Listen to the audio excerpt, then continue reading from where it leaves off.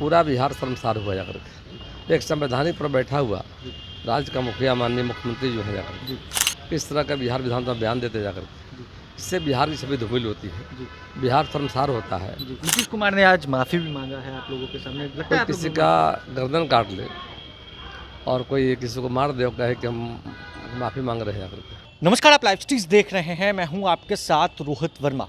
देखिए, कल बिहार के मुख्यमंत्री नीतीश कुमार सदन के अंदर संबोधित कर रहे थे और इस बीच उन्होंने जनसंख्या नियंत्रण को लेकर कई बातें कही।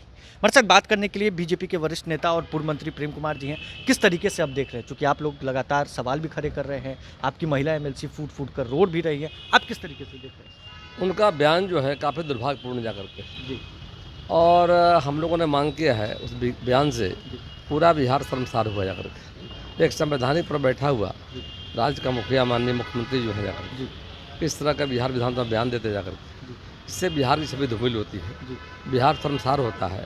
हम लोग का मांग है कि मुख्यमंत्री इस्तीफा करें जा करके, इस्तीफा से कम मंजूर हमें नहीं जाता। नीतीश कुमार ने आज माफ़ी भी मांगा है आप लोगों के सामने, लगता है कोई आप किसी लोगों का गर्दन काट ले और कोई किसी को मार दे और कहे कि हम माफ़ी मांग रहे हैं जा करके, ये कहते हैं बर्दाश्त नहीं जा करके है। भारतीय जनता पार्टी की एक ही मांग है, इस्तीफा से कम मंजूर नहीं जा करके अविलंब इस्तीफा दें।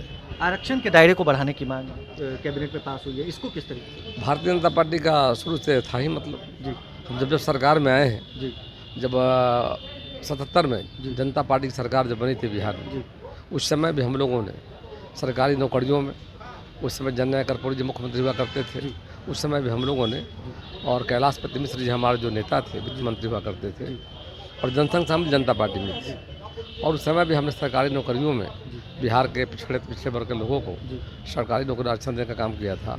तो पंचायती राज में देखा आपने, एनडीए की सरकार जब बिहार 2005 में बनी जाकर के, जिस काम को लालू यादव नहीं कर पाए, उनको 15 साल मौका मिला, उनको पिछड़ा ध्यान नहीं रहा। हम सरकार में जब आए उन्होंने विरोध किया था पंचायती राज में जाकर। अब हम वादा जनता से किया था कि भारतीय जनता पार्टी की सरकार जब बनेगी उसे लागू करेंगे। 2005 में पहले भी न्यायालय मामला गया, अति पिछड़ा लोगों ने न्यायालय मामले को ले जाने का काम किया। अति पिछड़ा साथी न्यायालय में लड़ रहे थे, बिहार की सरकार माननीय उच्च न्यायालय ने हमारे पक्ष में फैसला दिया, विपक्षों का फैसला दिया कि आर्थिक सामाजिक राजनीतिक में पीछे जो है उनका आरक्षण मिलना चाहिए।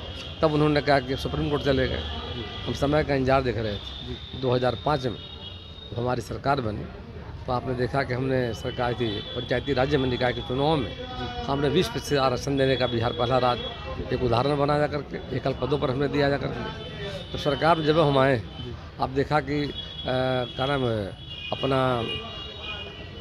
पिछड़ा वर्ग आयोग जो जिसको माननीय प्रधानमंत्री जी ने, जो कांग्रेस 25 वर्षों तक नहीं कर पाई थी, लटका कर रखे हुए थे, हम जब सरकार में आए तो माननीय मोदी जी ने पिछड़ा वर्ग आयोग को उन्होंने संवैधानिक दर्जा देने का काम किया है।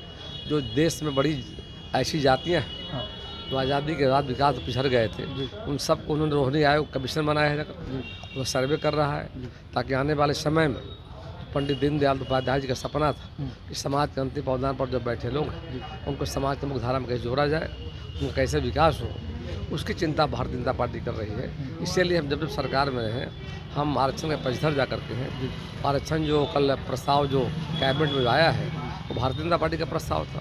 हम लोग मांग लंबे समय से कर रहे थे। आबादी बिल्कुल आबादी जब बढ़ गई जब हमारी जा करके बिहार में, तो आबादी के हिसाब से और इसी तरह हमने हमारा पार्टी का जो सोच है सबका साथ सबका विकास, सबके विकास के रास्ते पर माननीय प्रधानमंत्री जी ने स्वर्ण जाति के लिए आप देखा आपने 10,000 आरक्षण देने का काम किया है। हम सबको लेकर चलना चाहते हैं। इसीलिए बिहार में पिछड़ों की आबादी बढ़ गई है, पिछड़ों की आबादी बढ़ गई है, अनुसूचित जाति जनजाति की आबादी बढ़ गई है। हमारा मांग था शुरू से भारतीय जनता पार्टी का, आबादी बढ़ गई है, आरक्षण का दायरा बढ़ाया जाए। हम समर्थन करते हैं, ये भारतीय जनता पार्टी की जीत है।